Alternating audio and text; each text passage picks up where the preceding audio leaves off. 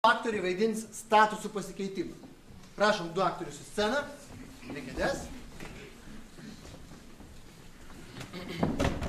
Taip, vienas aktorius mažo statuso, jisai pradeda taip, kitas pradeda taip, aukšto statuso.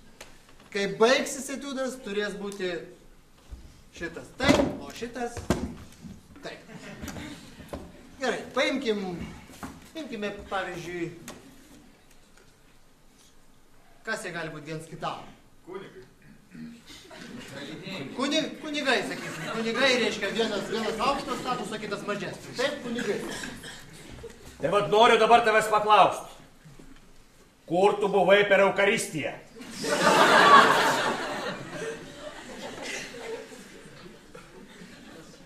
Aš išbėgau. Aš išbėgau? Kur tu išbėgai? Aš buvau iš šventorių išbėgęs. Aš pamačiau ten vyko susistumdymas. Man pasirodė, kad tai yra tikrai grėsmingas įvykis. Ten vyksta Tu baigsi eilinį kart meluot. Taip ir prisipažyk, kad esi melagis. Koks tau susistumdymas šventoriuje?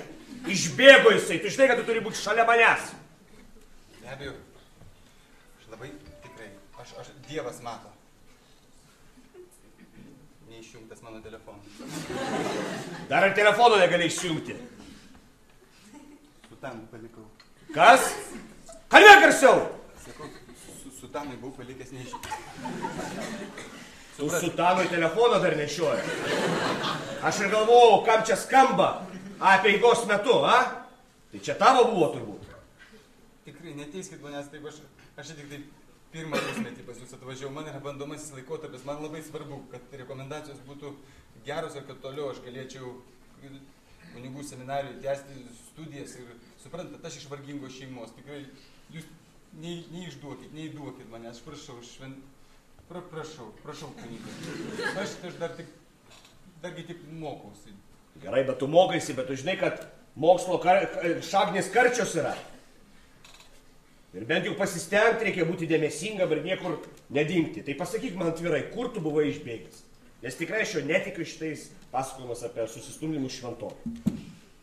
Gerai, aš buvau išbėgęs, pas mane buvo atvažiavęs brolis. Brolis? Rože. Rože? Ferdinandas. Rože Ferdinandas. Užsienietis? Taip, jisai dabar į Lietuvą yra atvažiavęs kelti kvalifikaciją. O iš kur? Iš Izraelio. Izraelio? Išeivis, prancūzų Izraelio dabar gyvena. Tai daug keliauja? Jis parodė man jūsų dokumentus. Jūsų praeities dokumentus. Jūsų ta praeitis irgi, kaip sakyt, ne tabula rasa. O iš kur jis įgavo mano? Todėl, kad aš jums sakau, kvalifikacijos, tai yra, jūs supraskit, man nervas ir dabar darima, tai priklauso jūsų, jūs vis tiek jau amžiuje esate. Ir jums, jeigu jūsgi sakėt, kad jūsų noras yra tapti kardinolu. Taip, aš svajoju apie tai visą gyvenimą. Taip, visi yra susibūrę dabar. Parodė, kad yra, prieš jūs buvo parašę, kad jūs kompromituojant informaciją, kad jūs ir savinotės turtą neleistinai.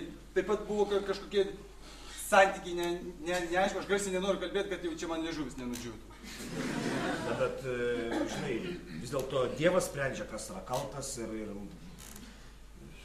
Sprendžia. Aš daug meldžiausi dėl to ir tikiuosi, kad man bus atleista iš tikrųjų, tai aš manau, jūs neatkreipsi dėmesio į tas... Aš atkreipsiu, aš esu tikrai doras ir tikintis žmogus ir tokių dalykų... Sveiki. Jūs du. Jūs manęs nematote, bet aš viską matau. Tu mažasis, storasis, kuprotasis, vyresnysis kunigė. Klaupk ant kelių prieš aukštąjį plikąjį mokslinčių. Ir prašyk atleidimo bažnyčios vardu, nes paleisiu žaibą į tave. Reikia. Reikia. Taigi, prašau, niekam neviešinkite tų dokumentų, kuriuos jūs turite. Patraukit savo rankas nuo mane. Prašau jūsų. žinot, gana, kaip pasaulis klostosi dėl abejingumo ir klostosi, aš pasitraukit, jūs man kaip keulė, kaip taip galima, jeigu jūs kaip gydytojas Hipokrato priesaiką duodat, tai turi būti gydytojas. Jeigu kunigas eina, tai turi būti kunigas. Tai kas jūs parsidavėlis? Dėl pinigų viską darė. 5 sekundės. Aš stengiaus, bet šėtonas manyje yra stipresnis. Negu aš.